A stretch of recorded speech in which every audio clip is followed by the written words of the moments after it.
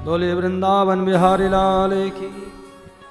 जैसे कन्हैया ने अक्रूर काका को प्रणाम किया, नंद बाबा निकले विवादन के, बैठ करके आओ भगत किया, रात्रि को विश्राम किए, भोजन प्रसाद हुआ। आज दिव्य रथ देख करके सारी ग्वाल बाल सारी गोपियां चर्चा करे रही, सखी काय बात हो, नंद बाबा के द्वारे पर एक बड़ा भव्य बड़ा सुंदर रथ आयो है और सायंकालीन से रथ आकर खड़े, कोई बात तो जरूर है। रात को जब भोजन विश्राम किए नंद बाबा, तो नंद बाबा ने अक्रूर जी से पूछा, अक्रूर जी अचानक आप वृंदावन की याद कैसे आ गई, और आप तो राजकाज में ऐसे व्यस्त रहते हैं, इतना समय निकाल करके पूरी रात्रि के लिए विश्राम करने पधारे, या तो हमारा सौभाग्य है कि आपका आतिथ्य मिला, परंतु इतना समय कैसे आपको मिल गया। अक्रूर जी ने कहा हे नंद बाबा, मैं कंस के आदेश से आया हूं, कंस एक बड़ा उत्सव रखा है और सो आपके लाला कन्हैया को और दाऊ को आमंत्रित किया है, सो हमें भेजा है कि मैं लेवा करके अपने साथ में जाऊं। मैया यशोदा घर में भोजन बनाए रही। जैसे आबाद को पता चलो कि नंद से वो बात कर रही, क्रूर जी वो मेरे लाला को लेने आए हैं, सो मैया निकली, बोली क्रूर कैसी बात करते हो, मैं अपने लाला को ना जाए दूं, क्यों, क्योंकि मेरा लाला भी छोटो सो है, और वो तो गैया चरावे को जाए तो भी मुझे चिंता होने लगती है, और आप मथुरा ले जाने की बात करते हो, ये हो नहीं सकता। नंद बाबा जाते रहे हैं वही जाएंगे, मेरे लाला नहीं जाएंगे। नंद ने समझाया, अक्रूर जी ने समझाया, कहा हे यशोदा रानी आप बात नहीं समझती हैं, अगर आपके लाला नहीं गए तो कंस क्रोधित हो जाएगा, और अगर कंस क्रोधित हो गया तो वृंदावन में विपत्ति आ सकती है, आपत्ति आ सकती है, वो कुछ भी कर सकता है। इसलिए श्रेयस्कर यही होगा, उचित यही होगा कि आप अपने लाला को जाने दीजिए, 2 दिन की बात है, जैसे उत्सव समाप्त हो जाएगा वैसे आपके लाला वापस आ जाएंगे। कन्हैया ने विचार किया, मैया तो मानने वाली ही नहीं, सो लाला दौड़ कर आए, बोले रे मैया, जब से जायो हैं पैदा भयो हैं तब से लेकर के आज तक वृंदावन और गोवर्धन और यमुना के किनारे यही गैया चरावे को जाए रही, कहीं बाहर निकलने को समय नहीं मिलो, सो मैया अवसर अगर मिलो है तो मेला देखने को जाए दो मैया। अरे मैया तेरी पामन में बैठ करके भगवान निवेदन करने लगे, तेरी पामन को पकड़ करके कहता हूँ बस 2 दिन की बात है, मेला देखने को जाए, माला जैसे मेला संपन्न हो वापस आ जाऊंगा वृंदावन। बड़ी रे लाला पर तू ना समझे, वो नगर है, तू ऐसे उद्यम करता है, तू शरारत करता है, यहाँ तो सारे ग्वाल बाल सखा हैं, गोपियाँ हैं, तेरी बात का कोई बुरा नहीं मानती, वहाँ नगर के लोग हैं, अगर कुछ तूने उल्टा सीधा कर दिया तो कुछ भी हो सकता है, और मैं नहीं चाहती कि तू जाकर के वहाँ कोई विपत्ति उठाए, कोई समस्या पैदा करे, इसलिए मैं जाने नहीं दूंगी। लाला ने कहा मैया मेरी बात तो सुन लो। भगवान आंचल पकड़कर मैया यशोदा रानी के खींचने लगे। भैया ने कहा ठीक है, अगर तू जिद करता है तो लेके प्रयाद रखियो, जैसे ही मेला संपन्न हो जाएगा वैसे तू वापस आ जाएगा। उन्होंने कहा भैया सच सच बोलता हूँ, सच्ची बोलता हूँ, जैसे मेला समाप्त वैसे मैं वापस वृंदावन आ जाऊंगा। और यह बात की प्रातः जैसे ही खबर वृंदावन में फैलती, सारे लोगों को यह बात की पतो चलो कि ये जो अक्रूर है यह कन्हैया को लेने आया है। अब तो सारी गोपियां एक दूसरे से चर्चा करी, रे सखी ये जानती हो किस कार्य थे? बोले किस कार्य? बोले अक्रूर कार्य थे। वो अक्रूर मेरे प्राण वल्लभ मेरे परम प्रियतम कन्हैया को लेने आया है, मथुरा ले जाने के लिए आया है। सारी गोपियां कहती है विधाता यह कैसा क्रूर है, नाम तो इसका अक्रूर है लेकिन नाम इसका बड़ा क्रूरता का है।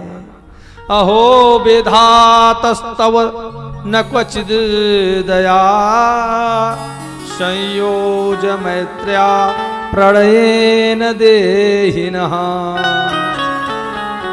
अहो विधाता, है विधाता आपको दया नहीं आती कि इस हृदयहीन को आपने भेज दिया है मेरे गोविंद को ले जाने के लिए। अरे वह तो मेरा सर्वस्व है। बिना कन्हैया को देखे तो हम गोपियों को पल मात्र भी व्यतीत करना भारी पड़ता है। और सो आप कई दिन जाने की बात करते हैं, इतने दिनों तक कन्हैया के बिना हम कैसे रह पाएंगे। कन्हैया ने समझाया, री सखी आए बात की चिंता नहीं, 2-3 दिन की बात है, वापस आ जाए वो।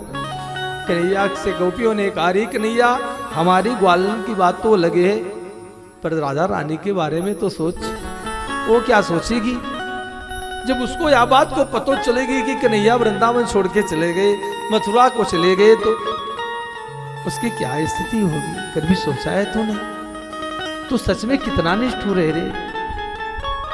क्या तुझे एक बार भी हम गोपियों पर दया नहीं आती?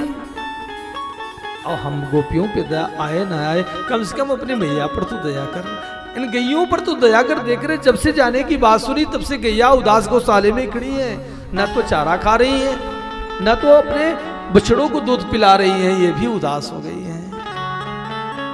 और तू कितना हृदयहीन है पाषाण है जो जाने की बात करता है। कन्हैया ने कहा राधा की चिंता छोड़ दो, मैं राधा से आज्ञा ले चुका हूं, पर तुम सब जाने की मुझे आज्ञा दो। आज मेरे गोविंद जो है रथ पर बैठ रहे हैं, सारी गोपियां सारे ग्वाल बाल खड़े हैं। नंद बाबा ने कहा, री लाला जाने तो दोगा, पर एक शर्त है, हम कुछ ग्वाल बाल और हम साथ में चलेंगे और मेला जैसे संपन्न हो जाएगा तुमको साथ में ले आएंगे। कन्हैया ने कहा, ठीक है नंद बाबा, अगर ऐसा आप चाहते हो तो आप चल सकते हो। और कन्हैया जैसे रथ पर बैठने जा रहे हैं, लोगों से विदाई ले रहे हैं, वैसे मैया यशोदा को जाकर किसी ने बताया, अरे मैया ये तेरो लाला नहीं है। यशोदा ने कहा, तो किसके लाला है? लोगों ने कहा, ये तो देवकी और वसुदेव के लाला हैं, ये देवकी का 8वीं संतान है और वसुदेव ने ले आकर के रात के अंधेरे में तुम्हारे पालना में डाल दिया था। मैया ये तुम्हारे लाला नहीं है। अब तो मैया यशोदा विह्वल हो गई, आंखों से अश्रु प्रवाहित होने लगी, झरझर आंचल भीग गया, दौड़ती हुई जाती है। जैसे कन्हैया रथ पे बैठने जा रहे हैं, हाथ पकड़ करके खींच लिया यशोदा ने। कहा, रे लाला मोको या बात को तो पतो नहीं कि तू मेरो लाला ना है, तू तो देवकी के और सुदेव के लाला है।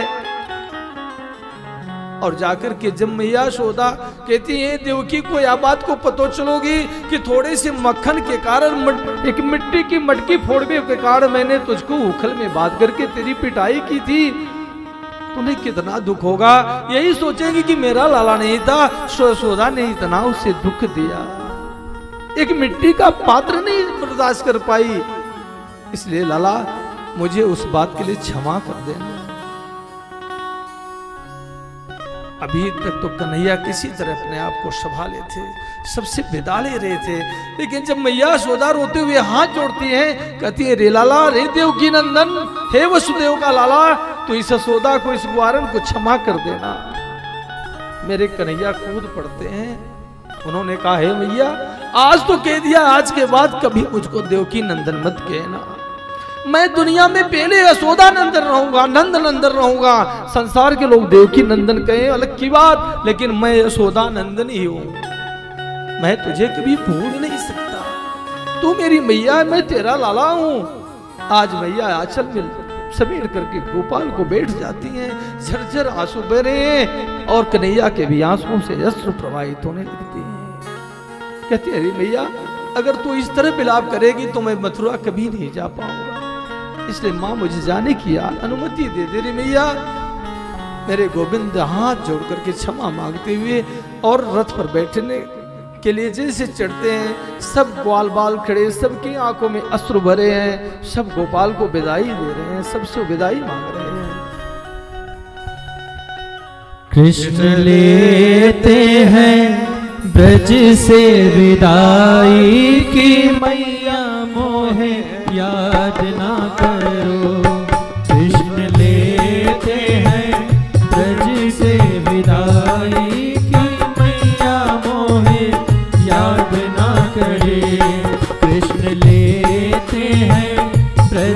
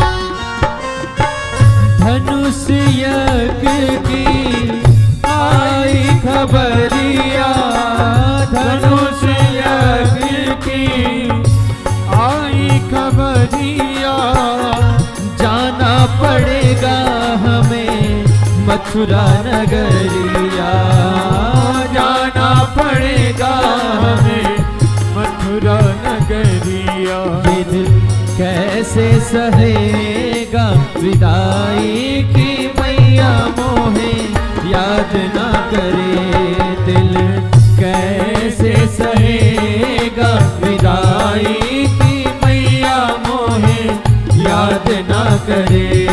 कृष्ण लेते हैं ब्रज से विदाई की मैया मोहे याद ना करे।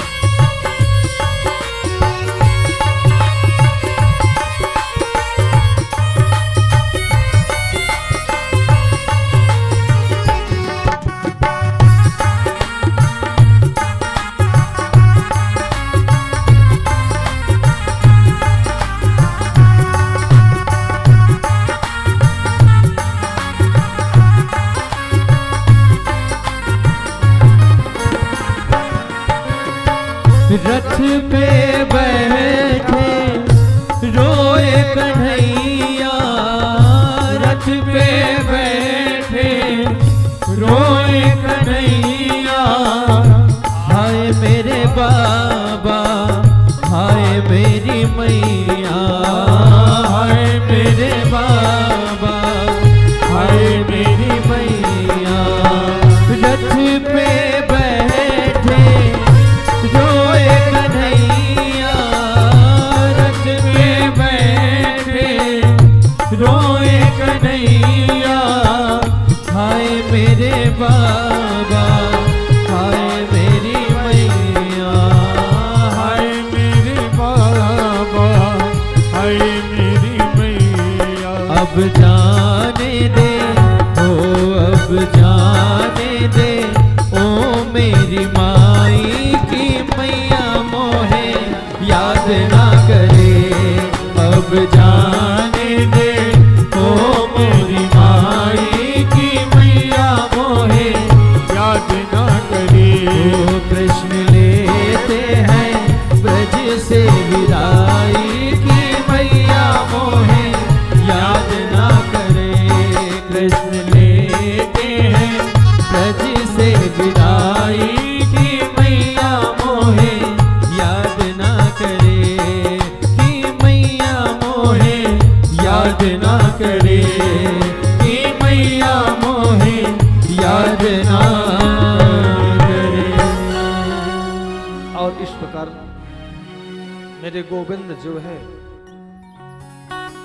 माता यशोदा से विदा लेकर के और मथुरा की ओर प्रस्थान करते हैं। सारी गोपियां कन्हैया को अपलक नेत्रों से निहारती रहती हैं और मेरे गोविंद अक्रूर जी के साथ रथ पर पधार की और मथुरा की ओर प्रस्थान करते हैं। आज सारे ब्रज में ऐसा लग रहा है जैसे कोई किसी के शरीर से उसका प्राण ले जा रहा है। सारे लोग अपनी सुध बुध खो गए और जब भगवान अक्रूर के साथ रथ पर विराजमान होकर के आगे जाते हैं,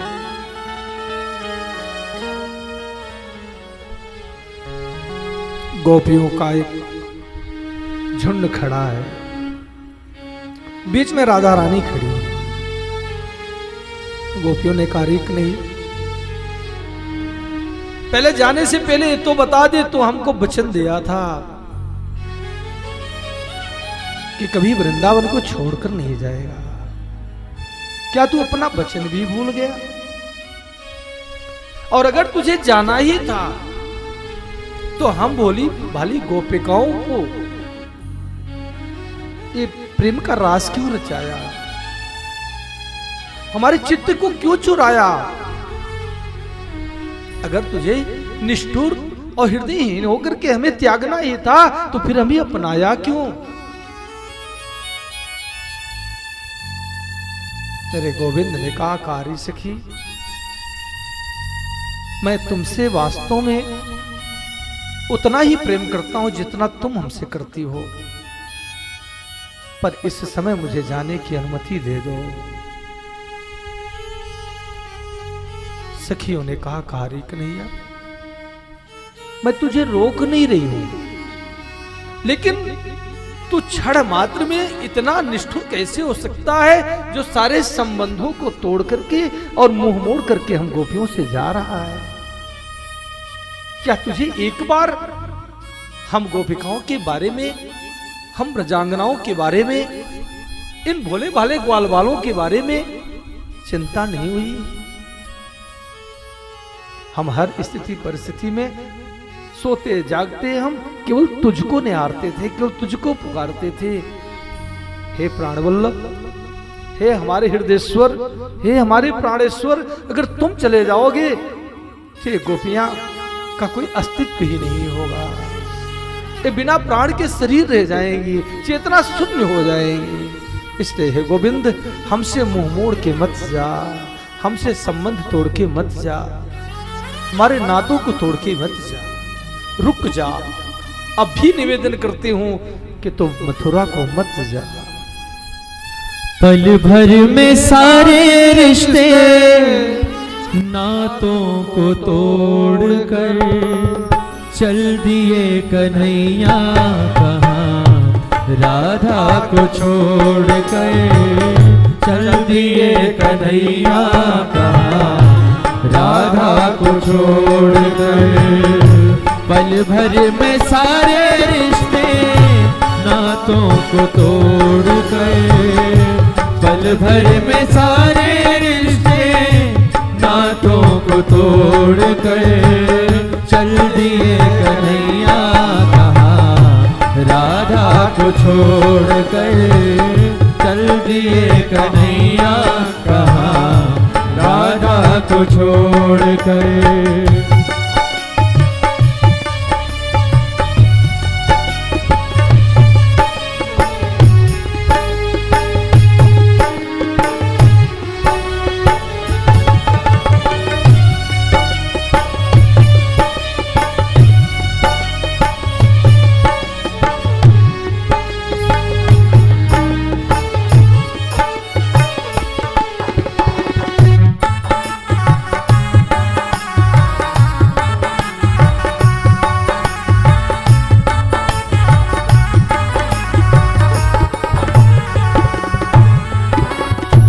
निदिया उड़ाई मेरी चैन चुराया क्यों, निदिया उड़ाई मेरी चैन चुराया क्यों, दूर जाना ही था तो फिर जिंदगी में आया क्यों, दूर जाना ही था तो फिर जिंदगी में आया क्यों। निदिया उड़ाई मेरी चैन चुराया क्यों, निदिया उड़ाई मेरी चैन चुराया क्यों, दूर जाना ही था तो फिर जिंदगी में आया क्यों, दूर जाना ही था तो फिर जिंदगी में आया क्यों। खुशियों के पल सब छीने, खुशियों के पल सब छीने, गम से नाता जोड़ गए, खुशियों के पल सब छीने, गम से नाता जोड़ गए। चल दिए कन्हैया कहाँ, राधा को छोड़ गए, चल दिए कन्हैया कहाँ, राधा को छोड़ कर चल दिए कन्हैया कहाँ, राधा को छोड़ कर चल दिए कन्हैया कहाँ, राधा राधा को छोड़कर। इस प्रकार सारी गोपियां कहती हैं, कन्हैया ने कहा, रे सखी क्या तुम सच में हमसे प्रेम करती हो? गोपियों ने कहा, क्या इसमें भी संदेह है? कन्हैया ने कहा, तो यदि सच में तुम हमसे प्रेम करती हो तो हमारे मार्ग से बगल हो जाओ, क्योंकि गोविंद जानते हैं कि इन गोपिकाओं के प्रश्नों का मैं उत्तर नहीं दे सकता। और आज मेरे गोविंद जो है, जैसे कहते हैं कि सखियों, यदि तुम हमसे सच्चा प्रेम करती हो, वास्तविक प्रेम करती हो, तो हमारा मार्ग छोड़ दो। सारी गोपियां मार्ग से बगल खड़ी हो जाती हैं। गोपियों ने कहा, रे कन्हैया, जहां प्रेम की बात आ गई, तू 2 दिन की बात करता है, चाहे तू 2 जन्म नहीं आएगा, हम ब्रजांगनाएं आज के बाद कभी मथुरा नहीं आएंगी, आज के बाद कभी तेरे मार्ग में नहीं आएगी, जब तक तेरी आज्ञा नहीं होगी, जब तक तू आदेश नहीं देगा। बस हम गोपिकाओं की अंतिम एक ही इच्छा है, हे मेरे गोविंद, तुम जहां रहो, जैसे रहो, तुम प्रसन्न रहो, तुम्हारी प्रसन्नता में ही हमें आनंद है। हम तुम्हारे मार्ग में कभी आकर के अवरोध नहीं उत्पन्न करेंगे। और रथ अक्रूर जी का आगे बढ़ जाता है। लेकिन जैसे गोपियों को मेरे गोविंद छोड़ करके आगे जाते हैं, उनका पीतांबर आंसू से भीग जाता है। अक्रूर जी ने कहा, एक कन्हैया, तुम रो रही हो? कन्हैया ने कहा, अक्रूर जी, आज हमें ज्ञात है कि ब्रजांगनाएं जो हैं, कैसे अपने जीवन, कितने यंत्र से अपने प्राण को बचाएगी। मैं उनका सर्वस्व था अक्रूर जी, पर आज वो जीवन भर में निष्ठुर कहेंगे, हृदयहीन कहेंगे। लेकिन उन्हें नहीं पता कि मुझे भी उतनी ही पीड़ा है जितनी उन गोपिकाओं को है। हे अक्रूर, मैं स्वर्ग में रहूं या संसार में कहीं भी रहूं, लेकिन ब्रज जैसा मुझे आनंद कहीं नहीं मिलेगा, और ब्रज छोड़ करके मुझे कहीं शांति नहीं मिलेगी। इसलिए आज इस ब्रज को प्रणाम करता हूं।